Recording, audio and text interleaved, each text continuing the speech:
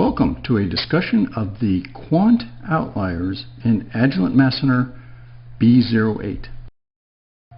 Here is a list of the new outliers, and you can see that the majority of them are focused on pharma.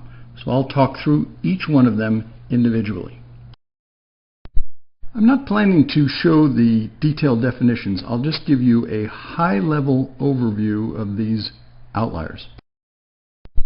Let's start with resolution, which is a chromatographic differentiation between peaks.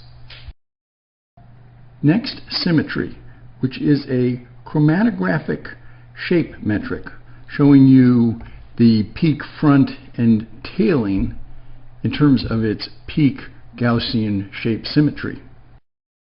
Plates, or theoretical plates, is a chromatographic column efficiency metric. It tells you about the peak width.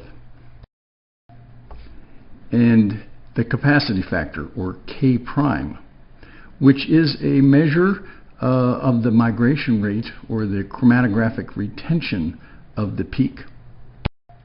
Alrighty, some other useful values. The Q value, which gives you an aggregate score for the qualifiers, an indication of the expected versus the observed when it comes to qualifier ratios.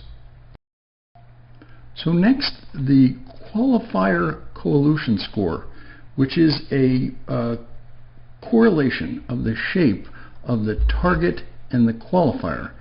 And especially in MRM, you can see shapes, and you do expect the qualifier transitions and the target transitions to end up with a very similar shape. So this score will give you that indication.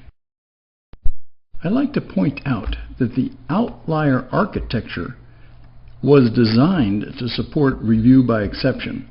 And that means to highlight out-of-limits values and to focus the analyst's time on the problem cases so that they can finish faster.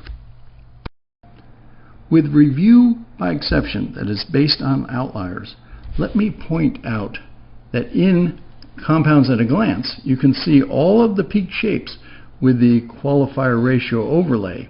And in this case, it shows the signal-to-noise calculation, which has been enhanced in this release. And in this case, it shows that it's over the signal-to-noise ratio that's allowed by the minimum that's expected. Thanks for your attention.